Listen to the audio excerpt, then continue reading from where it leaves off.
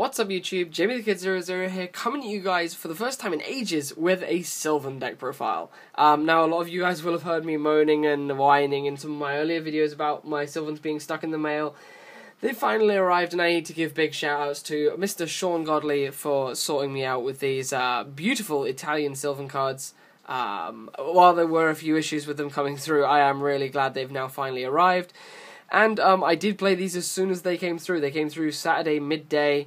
And I got them when I came back from locals, and then I put them together for Sunday locals, and ended up going 4-0 at that locals, and I have recordings from rounds 1, 2, and 3, full matches, 3 games each, from those that locals, so they will be going up 1 game a day, every day after this profile, so please watch out for those.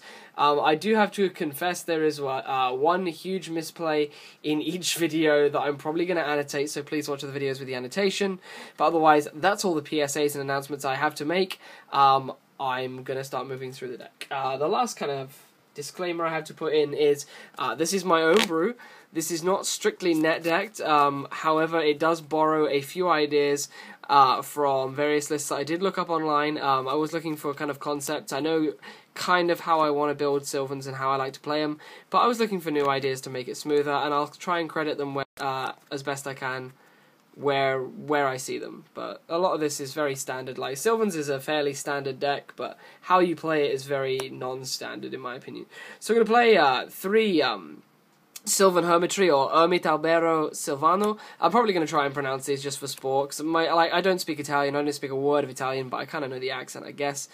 You need to play 3 Hermitree because it's so good. The ability to excavate 1 and draw 1 is such a good advantage engine, especially with the amount of ability in this deck to set up the top card of your deck. We also play 3 copies of Sagequoia Sylvana. Sylvan Sagequoia is, in my opinion, another 3-off staple. I'm still unsure of what the TCG ruling is going to be, because on its first effect, because I understand at US Nationals there was a lot of confusion on whether or not this would miss timing with certain effects. I've been going with the ruling of course, you chain this to your Sylvan effect engrave if there was nothing else that happened after it, like, say, Princessprout put itself on top of the deck. That's how I've been playing the card, but apparently they were saying at Nationals it misses timing for loads of different things, so if someone can clue me in, that'd be great. I absolutely love this guy, though. We play 3 copies of Foglia Sheriffo Silvano. I have no idea how to pronounce this guy, but 3 copies of Sylvan Marshalleaf. I feel having monster removal is so important. Yes, Hat is a very popular deck, but I still think this is actually very important because you can set up a lot of clever plays of multiple excavations and force the opponent's hands to miss timing. People have been saying play less of this because of the hands, and I'm saying don't play less of this, just play this in a more clever manner, putting it as Chainlink 2 and forcing the hands to miss timing. You will see me do that in some of my features, and I'm really quite proud of making those plays. Whenever my opponent set a monster and I knew they were playing hands, I always tried to set up this play. Similarly to Foglia Sheriffo, I did play 3 Komushroomo Silvano, 3 copies of Sylvan Komushroomo. Going into the event, I was considering 2, and I bumped up to the 3rd last minute, and I'm quite glad I did, because I played against 3 decks that played heavy back row, so I felt that it was really important in some of my wins. And it's also my 4th, 5th, and 6th Kuribandit. I feel like Kuribandit is like the best card in the deck, so this is just another Kuribandit for me. And if I do set it, while people will almost always know what it is, some people find it very hard to play around it. I have 4 outs to the breakthrough skill of the Fiendish Chain, so if I set this, it's going to have to bait out destruction, because if they don't want to flip it in their turn, I'm going to flip it in my turn. So they're going to have to try and destroy it while it's face down. I'm not actually going to try and pronounce this one because I've tried before and I cannot manage it, but I played 2 copies of Sylvan Princessprout. I feel that 3 clogged far too often. While I do absolutely love her to pieces, and I think that she is worthy of playing 3 in the deck, I felt that 3 clogged. I always use my 2 so fast, and I've even been considering playing the boatman. I can't actually remember his name. Lotus Wayne, I think it was called, to put them back in the deck, rather than play the third of this, but I don't know how I want to go about it, but she really is one of the big missing links for the deck. She is far superior to Copy Plant, and I can't believe people, including myself for a short while, thought Copy Plant was going to be better than this. This card is insane. And then a card no one seems to be playing anymore, but a card that I can't bring myself to drop is Sylvan Peaskeeper. Peaskeeper opens up so many plays for me. It's unreal. Aside from the common bringing back the Lonefire play, it makes your rank 3 plays a lot easier by bringing back a Marshalleaf from your grave to accompany another Marshalleaf. It can bring back Princessprout from your grave, who can then put herself back on the deck for a potential excavation. So if you have a Peaskeeper, then you can mill it with a Hermitree. And, you know, you can set up plays like that. It's just really nice. I really like Peaskeeper. He puts in a lot of work, in my opinion. Then for the other generic plant stuff and plant support, I played 2 copies of Lonefire Blossom. Sadly, my guy didn't have Italian Super Lonefires, but I like my Super English ones. Like, they can stay because they can go in collections. The one Spore, which is German, they're like almost I tried to make about half of this deck foreign. I tried to put as much foreign stuff in here as I could. My Spore is German, but it's called Spore. Spore, a lot of people have been giving it some hate. I still really like him. I almost never use him as a tuner now. I almost only ever use him as an extra level 8. Because you can have of course, your Hermitree out. You can banish your Sagequoia engrave and bring out your Spore. So that's when I mainly use my Spore. I do use it to make synchros, and I do make a fair few synchros in the actual videos, but I don't feel the Spore is that much of an important tuner in the deck. I then played 2 copies of Arcier Rosa, or Arcier Rosa. Rose Archer. Rose Archer is very, very important for the deck, in my opinion, especially with Hat becoming a very, very popular choice, and other control decks definitely on the rise. The increase of traps in the game is a big threat for the deck. However, I do not like 3, because to my understanding, she does negate and destroy, which is very, very painful for your opponent's artifact sanctums.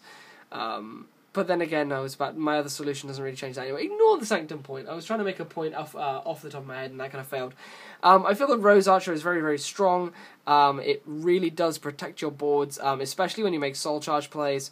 You really don't want to lose out to blowout torrentials, or get blown apart by bottomless trap holes and trap hole nightmares. However, I do only play 2, because I've been experimenting with 2 Forbidden Lance as well, and I'm very happy with playing 2 of these, and 2 Lance, because the 2 Lance give me some level of protection when I actually go into my non-plant Xyz and Synchro monsters. So, my Rose Archers were good, but I do like 2 with 2 Lance. I also played 3 Kuribandit. Some people like 2. I really like 3 because of the first turn rule. If I'm going first, I want it to be as likely as possible that I'll hit this. And later in the game, I'm usually aiming to be in a position where if I dead draw this, I'm not going to be in that bad a position. Or if I do draw it, Charity be able to set me up some worthy mills so that I can combat my opponent's field and have enough of a kind of push to be able to withstand a free turn. And then the last card I play is 1 Blaster. I still feel Blaster is a very, very important card in the deck. It makes you free Oreas all over the place, so Blaster is just so, so strong in the deck. And that rounds off our monster lineup at, I believe, just over 20 monsters. I'm really not going to count, because it's a lot. For the spells, this is what makes me think it's 20 monsters, because there's a lot of spells.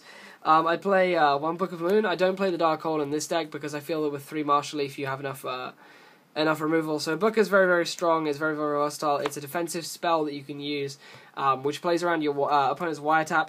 All of the defensive cards in this deck are spells.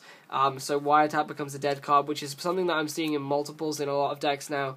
So Book is another defensive card that gets around that. It's also something that you can use mid-combo if you're going off, your opponent has the Bottomless or something like that. You can Book of Moon around it. I actually tested against Gigia on Dueling Network, and this card was integral against the Needle Ceiling, which I found out that they were playing 3 of after the game. It was horrific. So this was so, so strong against that.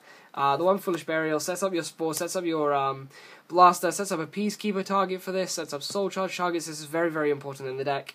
It's something you can abscond from, don't get me wrong, you can go without playing it, but I feel that it can be very, very strong throughout.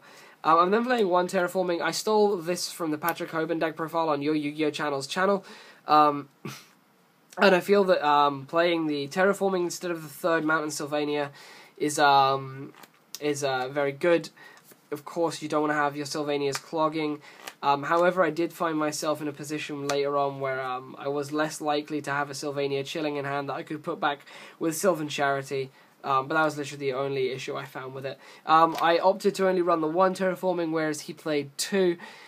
Mainly because I only had room for one. It was I was pretty much sitting at 39 cards, and I was like, another mountain or a terraforming? Let's go with terraforming. Then I played the double lance. These are the other defensive spells. Of course, you can set this as your defensive battle trap spell, and you also have this to protect yourself during your combo pushes. So Forbidden Lance, very very strong card for that. I then played 2 Monte Sylvania or Mount Sylvania. It's just so strong for setting up your specific excavation plays. It's really nice if you open this on Lonefire Blossom and a plant. That just opens up dumb combos for the deck, so why not play dumb combo setup cards, you know, in a combo-based deck. I then play 3 Carita Sylvania, 3 Sylvan Charity. Again, you have to play this card, it's so strong. Like, I don't understand why you wouldn't play 3 Graceful Charity. Then Triple Soul Charge, the Degenerate card. I'm trying to get these in foreign, but no one has them. It's just so strong. Like, I wouldn't play the deck without it. If it did get a hit, however, I feel the deck is still relatively strong. But this just opens you up to stupid combos with Lonefire. Like, I believe if you open this and Lonefire and, like, I think a Mount Sylvania, you end up with double Fellground. I can't remember how it was done off the top of my head. This is being recorded at midnight. But Triple Soul Charge, very important.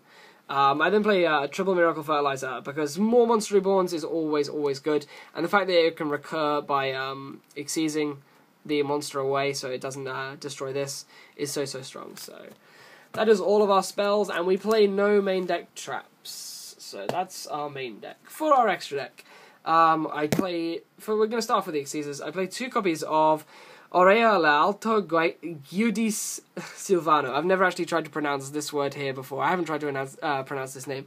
Giudis Silvano. I feel with Orea, the Sylvan High Arbiter, for those of you who want to actually search up its real name, is the most powerful card in this extra deck. I feel like Orea is a huge asset to the deck and provides silly amounts of advantage in the same way reenacted in the olden days of pushing your combos through. So I felt that playing 2 Orea was important, and I really like playing 2 Orea. It is my favourite card in the deck, as well as being, in my opinion, the most powerful, so I wanted to play as many as I was comfortable playing. I then play 1 Bestia Fantasma Mechanica Cossacos Draco. That was a mouthful. Mecha Phantom Beast Dracossack. I just really like his Italian name because it's really long. You have to play this guy, like, it's your staple 7. We then play Grande Occhio. I don't know what 11 is in Italian. I've forgotten. Someone told me on another video, so thank you to that person. But Big Eye is just, again, very important. I was loaning it to my friend, and my other friends at the locals insisted that I took it back off him, basically, and played it in this deck. And I ended up making it, like, I think game 1, round 1. So, like, I was really glad that I took it back off of the guy I was loaning it to and loaned him a different one off of another friend.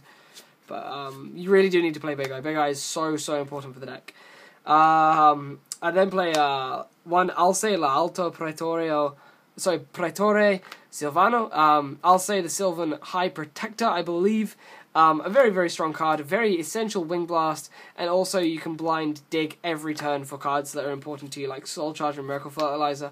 I almost always sit this guy on the board in defense, and every turn that he lives, I just call Miracle Fertilizer or Soul Charge, depending on which card I actually want. And if I don't hit it, I get to Wing Blast a card, and if I do hit it, awesome, I drew one of those cards. So this guy's very good. I really like him. I then played 1 number 15 Gimmick Puppet Giant Grinder, and for the first locals in ages I didn't actually make it. But this card is so important. You have to play this, just because of those games that it absolutely steals away. This is the equivalent of Gaia Dragon, the Thunder Charger in the old Dragon Ruler decks, because that card stole away games. This steals away games in the same manner. I then play 1 Hieratic Sun Dragon Overlord of Heliopolis. Again, mass removal, very strong in the very similar way Orea is. You just have to have those massive removal of bounce cards. And I then play the 2 shoe-in guys, the 2 Divine Dragon Knight Felgrands, because they're just so strong. They are the main objective of the deck, even though I'd like to say Orea is. Felgrand is so important in the deck, and it's just the card you're going to be pumping out so often. I then play 2 rank 3s because you do make them in the form of Engineer Mekopdashiato, I think is how you pronounce it. 1 Mekop Engineer, a good survival card, gives you a good couple of stall turns, which you will see in one of the videos in which I had a very, very bad hand, and I make this guy to stall, and it actually puts me back in the game. And I then play 1 Alucard Phantasma Truco, your Ghost Drake Alucard, for removing those problem back row cards and problem set cards.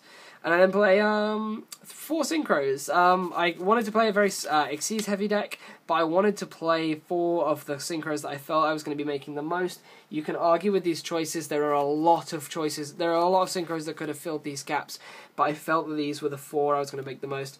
And that is Black Rose Dragon, Scrap Dragon, Leo, Keeper of the Sacred Tree, and Commodore de Estrelas, my Star Eater, because I feel that those were the single most important Xyzes in the deck. I'm just going to quickly have a look in my deck box to see if I can show you guys my side. These are in different sleeves because I've since re-sleeved my main deck, but my side was, this is very, very locals dependent now that I look at my side deck, but I'm willing to show you guys this. I normally don't. But this is why I played. Because my locals has had big OTK push decks in play before, I did take 3 Maxi and a Swift Scarecrow to the event, just to stop degenerate OTKs pushing through the fact that I have no traps in the deck. So I wanted to play these, just in case I got Karakuri OTK'd and things like that. I then played 3 Xyz Encore. Again, I didn't want to lose to Evil Swarms. There are players who take Evil Swarms to the locals that I go to, so I felt the 3 Xyz Encore was just a solid card to stop me getting blown out by that deck. I then played, of course, the triple Mystical Space Typhoon, because you have to. Mystical Space Typhoon is so, so important in the games 2 and 3, where your opponent's going to be putting in removal cards like Soul Drain and things like that. And I then played double Nobleman of Crossout for the hands. This is literally just for hat. And I suppose Gear if people were trying to revive that deck. I know I have been. And then the only other 2 cards I sided were 2 Vanity's Emptiness, because I only own 2. I would have sided 3 if I had the 3rd. I would have taken out, I guess, a Nobleman for him. And I feel that this was the single best thing in my side deck. I mean, my side deck wasn't that technical. It was just a lot of cards for the locals, for very generic choices, because I wasn't going up against meta decks. I feel that Vanity's Emptiness is just the best thing. Just the best card in this side. So I definitely side a 3rd if I can get one. So please, hit me up with a Vanity's Emptiness, I guess. But yeah, that brings me to about the end of this Sylvan deck profile. I've had a lot of fun bringing this to you guys. I've had a lot of fun actually trying to say the names. I'm sorry if I've offended any of my Italian viewers. That was not my intention, but my Italian is very, very bad because I don't speak a word of it. I've never even studied it. I studied a little bit of Spanish, and that's probably where a lot of my pronunciations are coming from. But yeah, guys, I hope you've enjoyed. Please give me your feedback in the comment section down below. Of course, all of your blind hate will be ignored. Please justify things. Please don't say bad deck, because I'm sick and tired of those comments. And please feel free to check out my Facebook page, which is going to be in the description. Leave a like if you enjoyed the video. Comment if you want to give me some input. And subscribe if you want to see more of the same. And I look forward to your feedback, and I look forward to you guys also watching the 9 duel videos I have coming up. This has been Jamie the Kid 00. Peace out. Bye-bye.